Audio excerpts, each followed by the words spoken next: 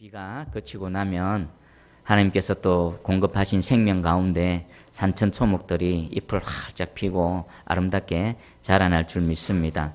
하나님께서는요, 자연을 창조하시고 또 보존하시고 섭리하신 것 마찬가지로 하나님께서 창조하신 피조물 중에 가장 존귀한, 가장 귀하게 여기는 존재가 누굴까요? 저와 여러분입니다.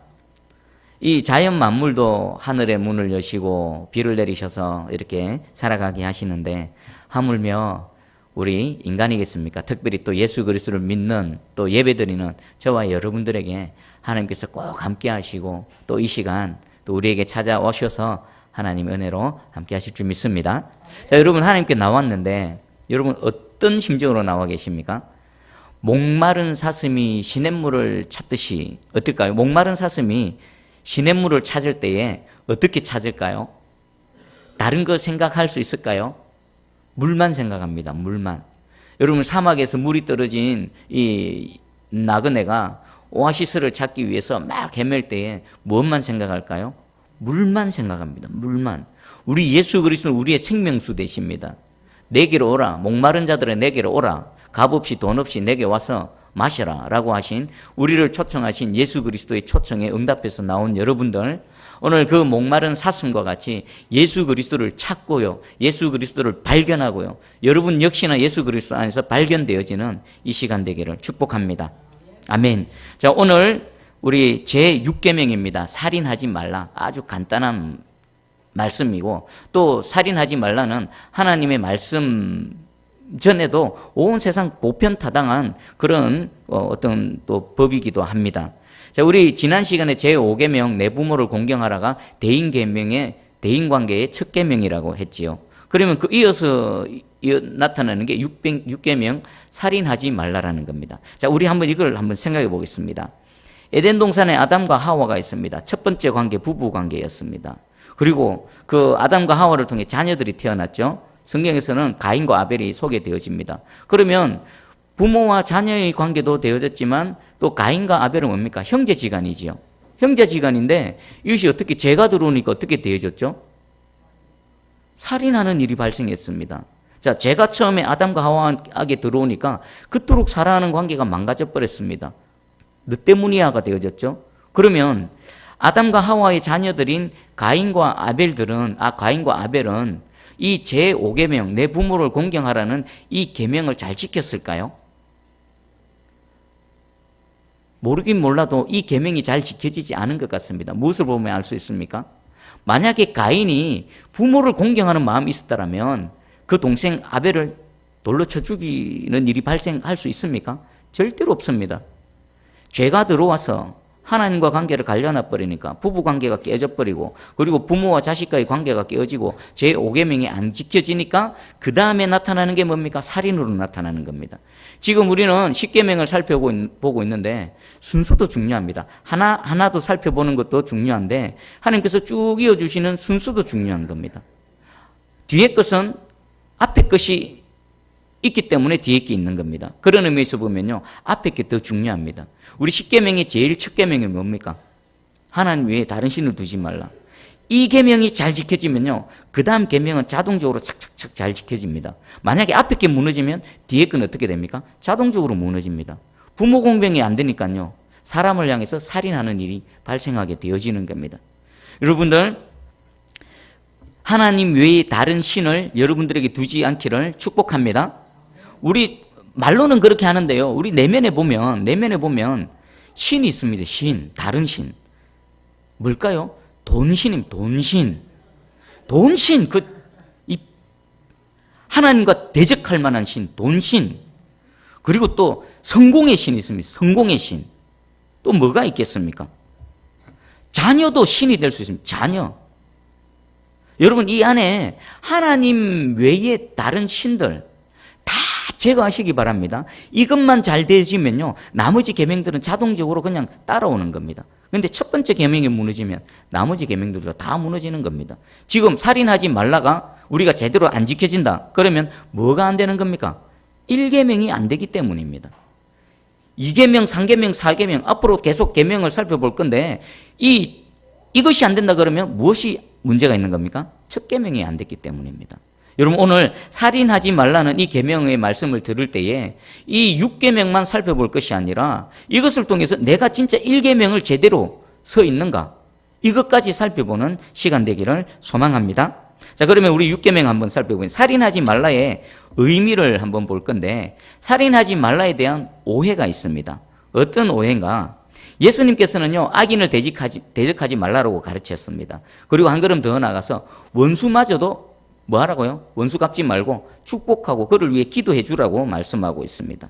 자, 이 가르침이 절대적 비폭력주의, 절대적 평화주의를 말씀하는 걸까요? 예를 들어 보겠습니다. 여러분들 집안에 강도가 들었다. 도둑이 들었다. 강도가 들어서 여러분들의 아내나 남편, 자녀들을 해하려고 한다. 그러면 여러분 어떻게 될까요? 우리 주님 원수도 축복하라고 했는데 이 원수 기도로 주여 축복하소서 이러면 맞는 겁니까? 절대적으로 폭력을 사용하면 안 된다. 그게 옳을까요? 그리고 나라에 적군이 침입해서 나라와 민족을 유린하고 약탈하고 강탈하고 있는데 총을 쏴대고 우리나라 민족 형제들을 쏴 죽이고 있는데 절대적 비폭력주의라고 해서 그냥 손 놓고 있어도 되는 겁니까? 이 살인하지 말라는 의미는요 이런 무조건적인 평화를 말하는 게 아닙니다. 자, 한번 볼게요. 출애굽기 22장 2절에서 3절입니다. 도둑이 뚫고 들어오는 것을 보고 그를 쳐 죽이면 피 흘린 죄가 없나니 해 돋은 후에는 피 흘린 죄가 있느니라. 도둑이 뚫고 들어오면 하나님 뭐라고 해요? 정당방어를 하라는 겁니다. 정당방어. 밤에 들어오면 피치 못하면 그를 쳐 죽여도 된다. 맞습니까? 밤에 도둑이 뚫고 들어오는 것을 보고 그를 쳐 죽이면 피 흘린 죄가 없다. 그런데 해 돋은 후 낮에는 피 흘린 죄가 있는 이 말씀은요 죽이지 않을 수 있다면 죽이지 말라는 겁니다. 힘으로 제 앞에서 생명을 해하지 않을 수 있으면 해하지 말 것인데 불가피할 경우는 내 아내를 건드리고 내 자녀를 건드리면 가만두지 말라라는 겁니다. 이게 하나님의 뜻입니다. 무조건 평화가 아닙니다. 적군이 들어와서 이 나라를 유린한다 그럼 여러분들 뭐 해야 됩니까? 총칼 들고 나가서 싸워야 되는 겁니다. 여러분 가정, 여러분 지역, 여러분들 나라를 민족을 지켜내야 되는 겁니다. 이것이 하나님의 뜻입니다. 여러분들 혹시 아주 오래전입니다. 한 거의 7, 8년, 10년 머신건 프리처라고 영화 보셨습니까? 예, 제가 오래됐는데 잠시 내용을 소개해 드릴게요. 막 강도같이 살아가던 사람이 예수님을 만나고 회개하고 하나님의 사람이 되어졌을 뿐만 아니라 하나님 말씀을 전하는 종이 되어졌고요. 그리고 하나님 인도하심으로 저 아프리카 막 소말리아 이런 쪽에 선교 활동하러 나갔습니다. 근데 선교지 보니까 막 내란이 일어나는 겁니다.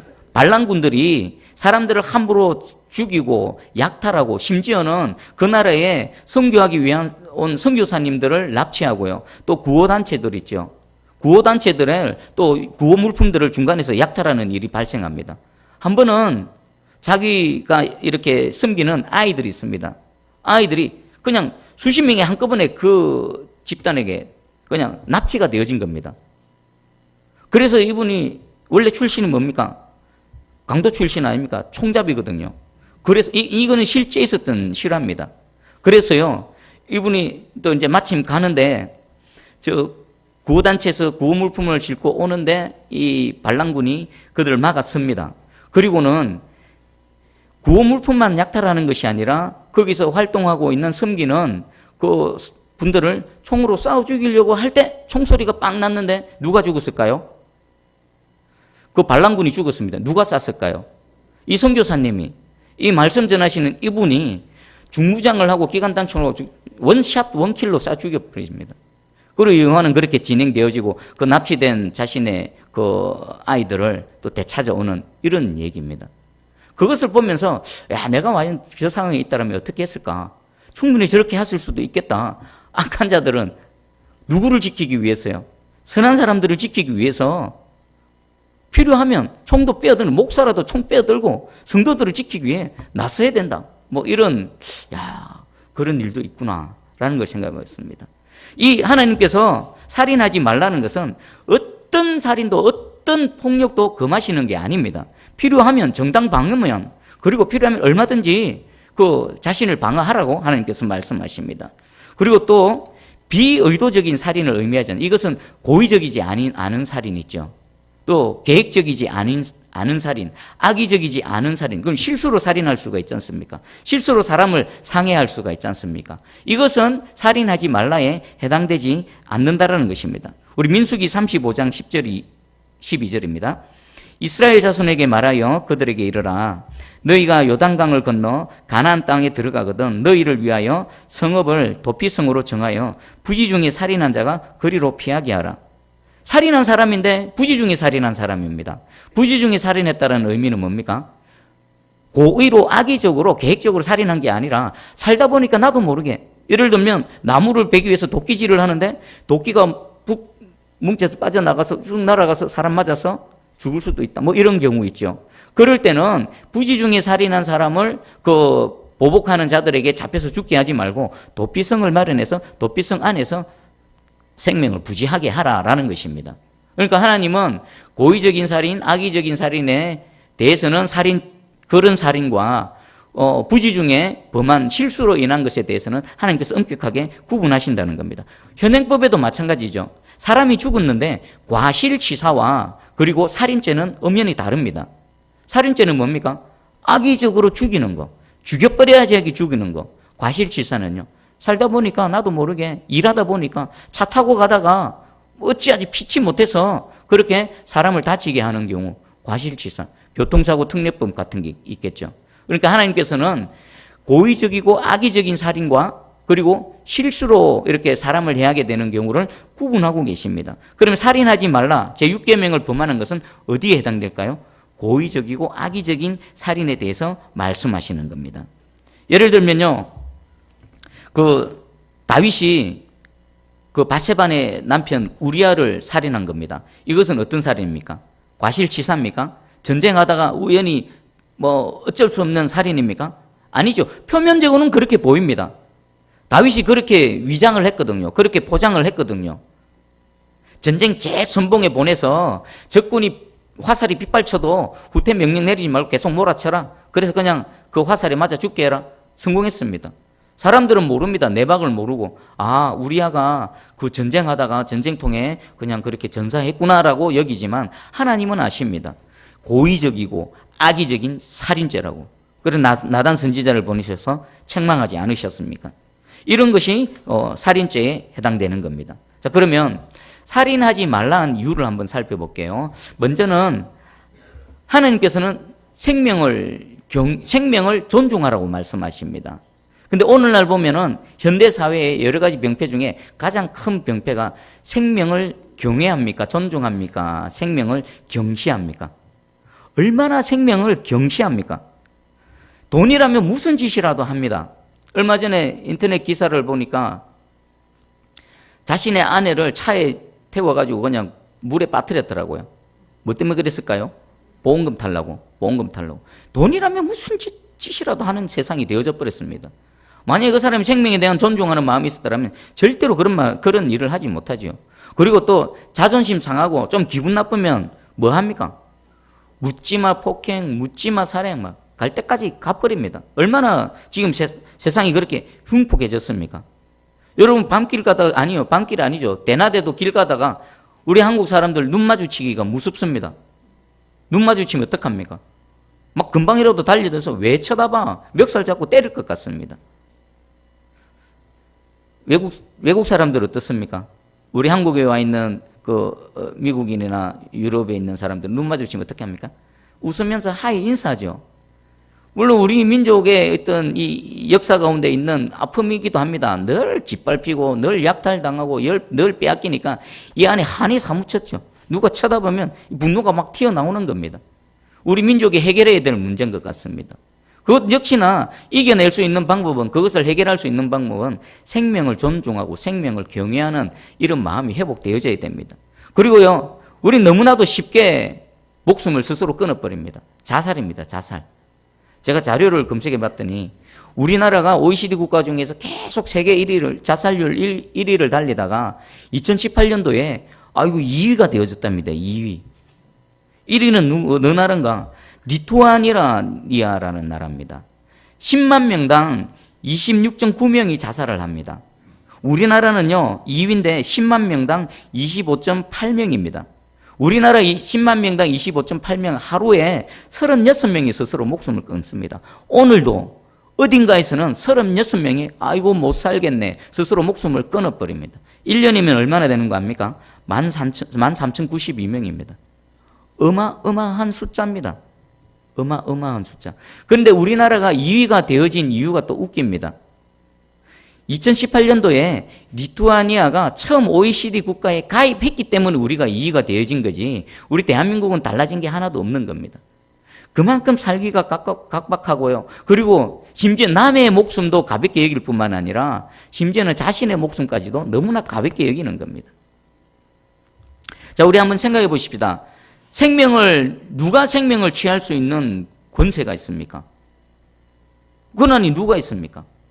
누가 또 생명을 취할 결정을 합니까? 할 수 있겠습니까? 없습니다. 생명을 주신 분은 누구십니까? 하나님이십니다. 그럼 생명의 주인은 여호와 하나님이십니다. 생명을 주시고 생명을 취하시고 그 모든 것들의 결정권은 여호와 하나님께 있는 겁니다. 그러면 내가 스스로 누군가의 생명을 해야 한다. 심지어는 내 생명 내 거다 하면서 내 생명 내 마음대로 끊어버린다. 누구의 권위에 도전하는 겁니까? 하나님의 권위에 도전하는 것이고 하나님에게 반역하는 죄인 것입니다. 자, 그리고 두 번째, 살인하지 말아야 될 이유. 하나님께서는 생명이 살기를 원하십니다. 생명을 주신 하나님, 생명을 창조하신 하나님이 생명을 거두어 가시는 게 뜻이 아니라 생명이 계속 유지되고 계속 죽을 자리에 있는 자들도 살아나기를 원하시는 겁니다. 하나님이 이렇게 말씀하십니다. 아무리 흉악한 악인이고 죄인이라 하더라도 그가 돌이키고 사는 게 하나님의 뜻이고 하나님의 마음인 것입니다. 하나님은 우리가 살기를 원하십니다. 그래서 우리에게 누구를 주셨습니까? 예수 그리스도를 주셨죠. 내버려 두면 아담 안에서 죄인으로 태어나서 그렇게 죄 짓다가 살다가 그 흉악한 영원한 형벌로 들어갈 우리에게 하나님께서는 살 길을 열어주시기 위해 독생자 예수 그리스도를 주시고요. 그를 믿는 자마다 살 수 있는 영생의 은혜를 베풀어 주시는 것입니다. 하나님은 우리가 모든 생물들이 잘 살기를, 모든 피조물들이 잘 살기를 원하시는 겁니다. 우리 신명기 30장 19절 20절 소개해드립니다. 내가 오늘 하늘과 땅을 불러 너희에게 증거를 삼노라. 내가 생명과 사망과 복과 저주를 내 앞에 두었은즉 너와 내 자손이 살기 위하여 생명을 택하고 내 하나님 여호와를 사랑하고 그의 말씀을 청종하며 또 그를 의지하라. 그는 너의 생명이시요 내 장수이시니 여호와께서 내 조상 아브라함과 이삭과 야곱에게 주리라고 맹세하신 땅에 내가 거주하리라. 아멘. 하나님은 생명과 사망, 복과 저주를 우리 앞에 주셨답니다. 그리고 선택하라라고 말씀하십니다. 여러분들 축복합니다. 여러분들 생명을 선택하시기를 축복합니다. 여러분들 복을 선택하시기를 축복합니다. 아브라함의 그 축복 가운데 살아가는 저와 여러분들 되기를 축복합니다. 그리고 요한복음 유명한 3장 16절 말씀이죠. 하나님이 세상을 이처럼 사랑하사 독생자를 주셨으니 이는 그를 믿는 자마다 멸망하지 않고 뭐 얻기 위해서요? 영생을 얻기 위해서입니다. 하나님께서 독생자 예수 그리스도를 이 땅에 주신 것은 죽을 자리에 있는 우리에게 생명을 주기 위해서, 영원한 생명을 주시기 위해서 우리에게 독생자를 주셨다는 겁니다. 여러분 여기 한번 넣어 보십시다. 그를 믿는 자마다 멸망치 않고 돈을 얻게 하기 위해서, 그를 믿는 자마다 멸망치 않고 성공을 얻게 하기 위해서, 그를 믿는 자마다 멸망치 않고 명예와 권력과 세상의 부귀 이 땅의 것을 얻게 하기 위해서가 아니라 영생입니다. 지금 이 시간에 예배 드리는, 그리고 우리가 예수 그리스도를 믿는 믿음으로 하루하루 살아가는 최종 목적이 뭡니까? 영생입니다. 영원한 생명. 여러분들의 예수 그리스도를 찾는 목적, 동기를 한번 점검해 보시기 바랍니다. 영생이 아닌 다른 것이라면 여러분들은 틀렸습니다. 출발점이 틀렸고요. 첫 단추가 틀려버렸습니다. 첫 단추 잘못 껴버리면요, 여러분 아무리 신앙생활하고요, 아무리 주여 주여도요, 마지막에 주님 못 만납니다. 그렇게 허황방 시간 낭비하다가요, 자신은 주님 잘 믿는 줄 알고 교회만 왔다 갔다 하면 되는 줄 알고 있다가 마지막에 낙동강 오리알 되는 수가 있는 겁니다. 여러분들 왜 지금 여기 있는가? 왜 예수 그리스도를 우리에게 주셨는가? 생명을 존중히 여기시고 생명을 귀히 여기시고 우리에게 생명을 주시는 여호와 하나님께서 우리에게 영생을 주시기 위해서 독생자 예수 그리스도를 주셨고요. 그를 믿는 자에게 이미 이 영생을 허락하신 줄 믿습니다. 아멘. 그리고 또 생명 보존입니다. 살인하지 말라는 이 생명, 이 6계명은요, 생명을 준시하고 보존하라는 계명입니다. 여러분들 사형제도에 대해서 어떻게 생각합니까? 사형제도. 필요합니까? 필요 없습니까? 성경 말씀에서 하나님께서는 사형을 말씀합니까? 사형을 말씀 안 합니까? 사형 말씀하시면 돌로 쳐 죽이라죠. 부모를 저주하는 자 돌로 쳐 죽여라. 그래서 너희 중에 악을 제하라. 두려워하게 하라. 악을 범하는데 두렵고 떨게 하라. 고라의 반란, 고라의 그 죄악 가운데 하나 찾아내어서 고라 그리고 또 그 무리들 다 하나님 땅으로 삼켜버리세요. 땅이 갈라져서 묻어버리지 않습니까? 자, 그럼 사형제도가 왜 필요할까요? 사형제도는요, 생명 존중에서 나오는 겁니다. 사형제도가 있음으로 해서 어떤 결과가 있습니까? 타인의 생명을 악의적으로, 계획적으로 살인하는 일에 방지가 되어지는 겁니다. 이것은 그 험악하고 흉악한 계획에 뭐를 씌우는 겁니까? 입마개를 씌우는 겁니다. 여러분, 인간이 흉악하면요, 말로, 여러분들, 우리가 상상하지 못할 정도로 흉악합니다. 진짜 사단입니다. 뭐, 그냥 짐승입니다. 그런 흉악한 인간들이 선량한 사람을 해하지 못하도록 하기 위해서 사형제도가 반드시 필요하다는 것입니다.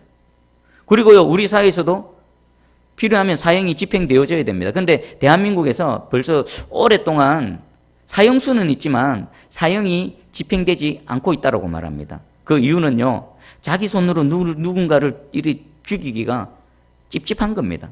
그래서 사형수들은 빨간 딱지 따고 감옥에 있지만 그곳에서 한 10년, 20년 동안 아무도 사형이 집행되어지지 않았다는 겁니다. 여러분, 사형은 집행되어져요. 사형 당해야 될 자들은 사형 당해야 됩니다. 간간하는 자들, 성경에서는 돌로 쳐 죽이라고 했습니다. 남의 생명을 취하는 자들은 그 똑같이 갚으라고 하나님께서 말씀하십니다. 여러분들, 오늘날 우리 이 한국 사회, 특별히 다른 데 볼 필요 없고 한국 사회가 폭력이 난무하고 피해자들이 이 자신이 피해를 입은 것을 어떻게 보상을 받지 못해서 하소연하고 그들의 이 원한이 하늘에까지 사무치고 있습니다. 왜 그런 것 같습니까?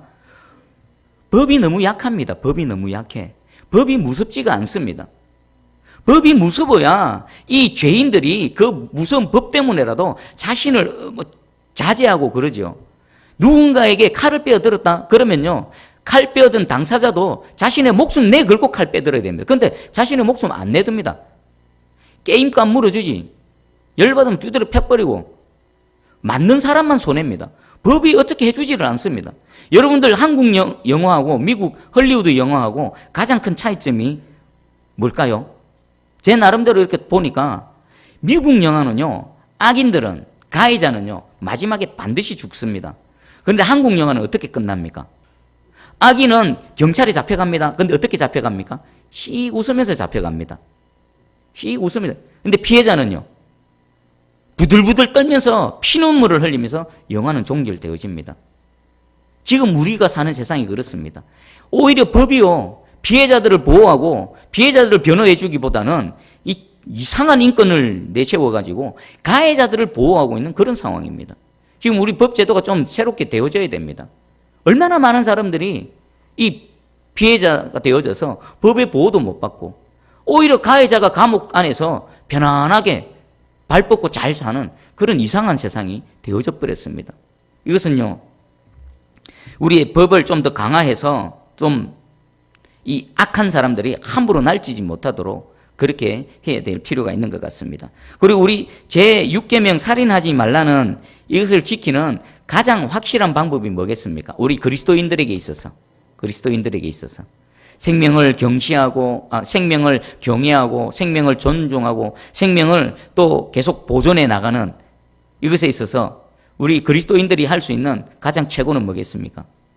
죽어 있는 자들에게 누구를 전하는 겁니까? 생명 되시는 예수 그리스도를 전하는 겁니다. 죽어 있는 자들에게 생명 되시는 예수 그리스도를 전해서 그들이 죽지 않고 죽음에서 사는 자리로 오고 계속해서 살아서 영생을 얻어서 영원한 주님의 품 안에 안기게 하는 것. 이것이 제6계명을 지키는 우리 가장 하나님을 기쁘시게 하는 일인 줄 믿습니다. 여러분들, 그 2차 세계대전 당시에 그 포로 수용소에서 유대인들을 살려낸 그런 사람 있지요. 또 영화로 만들어졌습니다. 신들러 리스트. 무려 보니까 유대인 1100명을 살렸다고 합니다. 1100명. 자신이 갖고 있는 재산을 털어가지고 그 한 사람 한 사람을 생명을 구원해내기 위해서 마지막에 이분이 이렇게 얘기했다라고. 내가 그 차를 하나 더 팔았더라면, 내가 갖고 있는 거 하나 더 팔았더라면 몇 명을 더 구해낼 수 있었을 것인데 라고 탄식하는 그런 내용을 봤습니다. 여러분들 이 시대에 영적인 신들러가 되기를 축복합니다. 죽어 있는 자에게 그리스도를 전하시기 바랍니다. 그가 사는 자리로 와서 영생을 얻기를, 여러분들을 통해서, 우리 새순교회를 통해서 영생을 얻기를 축복합니다. 자, 제가 이 말씀을 준비하면서 우리 새순교회에 새로운 캐치프레이즈를 하나 만들었습니다. 잘 들어보십시오. 새순교회 성도는 첫 번째, 하나님을 알아가는 사람입니다. 그리고 새순교회 성도는 하나님을 경험하는 사람입니다. 제3, 새순교회 성도는 그 하나님을 전하는 사람입니다. 요 캐치프레이즈 나중에 현수막 만들어 어디 붙일 겁니다. 여러분 가슴에 새기시기 바랍니다. 여러분들 새순교회 성도라면요, 여러분들 하나님을 알아가야 되는 겁니다. 하나님을 알아야요, 그 하나님을 경험할 수 있고요, 그 하나님을 경험해요, 그 하나님을 전할 수가 있는 겁니다. 그럴 때 우리는 영적인 이 시대의 신들러가 되어질 수 있는 것입니다. 할렐루야. 그리고 한번 이제 이 살인하지 말라를 어떻게 적용할 것인가 짧게 한번 살펴보겠습니다. 첫 번째는 언행으로 살인을 하지 마시기 바랍니다. 언행 뭡니까? 말로서, 행동으로서. 우리 예수님은 이렇게 말씀하셨죠. 바보라고 하는 것 역시 뭐라고요? 살인하는 거다. 형제를 욕하는 것도 살인하는 행위다 라고 말씀하셨습니다. 특별히 우리는 누군가에게 상처를 주고 할 때에 무엇으로 가장 많이 상처를 주고 할까요? 말입니다. 혀입니다. 혀. 지난번 베트남 여행 갔을 때 그 큰 대리석으로 된 돌산에 갔는데 가이드가 이런 말을 하더라고요. 거기 가면은 천국과 지옥이 있다. 천국과 지옥을 이렇게 묘사해 놨다. 근데 그건 언제부터 누가 만들었는지 모른다. 그러니까 그 현지인들에게도 물어봐도 우리 조상 때부터 그냥 있어 왔다. 이것은요, 누가 가르치지 않아도 인간 이 내면에 천국이 있고 지옥이 있다는 것을 아는 겁니다. 영적으로 아는 겁니다. 그래서 그것을 표현해 놨는데, 지옥에 가면은 그 하나를 알려주는데 어떤 장면이 있냐면은 혀를 길게 뽑아가지고 혀를 못을 받고요, 혀를 막 괴롭히는 겁니다. 왜 그렇겠습니까? 인간이 지체 중에서 평생 살아가면서 가장 많이 죄 짓는 게 뭐라고요? 혀라는 겁니다. 혀. 우리가 사람을 직접적으로 막 손으로 때리고 이렇게 사람을 직접 살해하는 경우는 극히 드뭅니다. 그런데 혀로서는 얼마나 자주, 얼마나 많이 그런 일을 하는가? 그 가이드가 그렇게 얘기하다고요. 성경 말씀 아닙니까? 한편의 설교였습니다. 여러분들 혀로서 살인을 하지 마시기 바랍니다.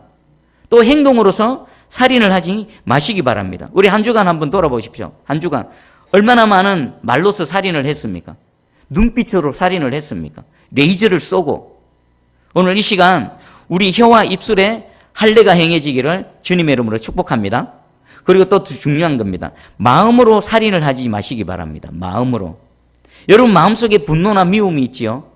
이걸 그대로 내버려두면요, 해결하지 않고 그대로 내버려두면 반드시 어떤 식으로든 나타나게 되어 있습니다.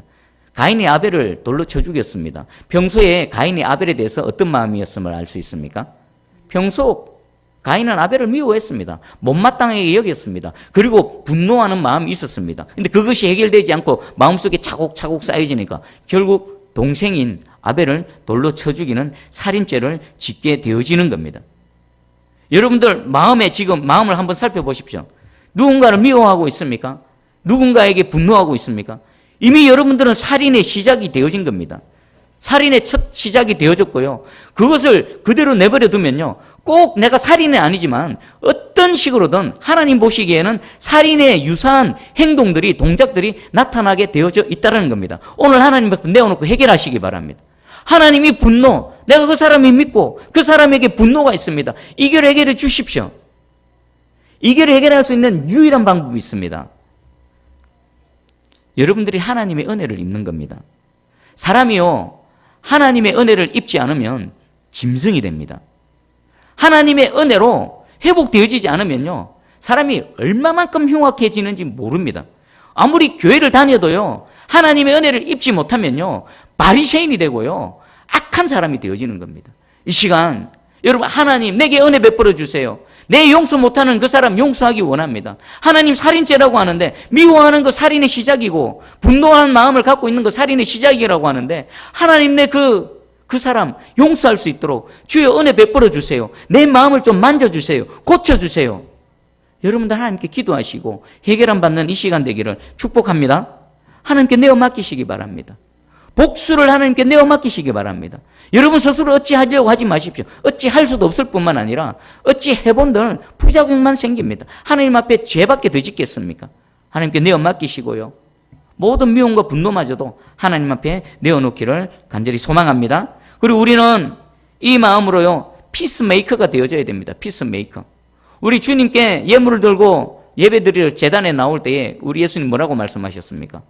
형제와 불화한 게 있으면 그 재물 내려놓고 예배드리기 전에 가서 형제와 화해하고 화목한 이후에 나에게 와서 예배드리라고 말씀하십니다. 그건 뭡니까? 내가 미워하는 마음, 분노하는 마음, 누군가와 갈등이 있는 상태에서 예배를 드리면 하나님께서 받으신다, 안 받으신다?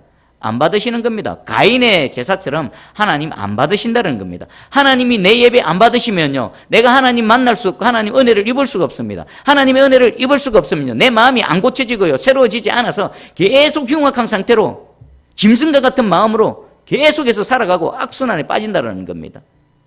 여러분들 이 말씀을 신중히 들으시고요, 무겁게 들으시고요, 여러분 마음을 새롭게 하시기를 주님의 이름으로 축복합니다. 특별히 여러분들 가장 가까운 가족들과 화목하시기 바랍니다.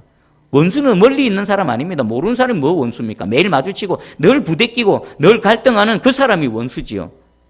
여러분, 유명한 그 TV 예화가 있지 않습니까? 어느 동네에 촬영을 갔습니다. 퀴즈 쇼를 합니다. 할머니에게 퀴즈를 냅니다. 낱말 맞히기입니다. 낱말이 그 문제가 남편입니다. 그 이제 풀어주는 사람이 그 할머니의 남편을 막 가르칩니다. 저분, 그래도 뭐라고 합니까? 왼수라고 하지 않습니까? 왼수. 왼수는 그것은요, 농담인 것 같지만 사실은 진담인 것입니다. 평생 상처받아온 이 왼수 같은 남편, 거기서 툭 튀어져 나온 겁니다.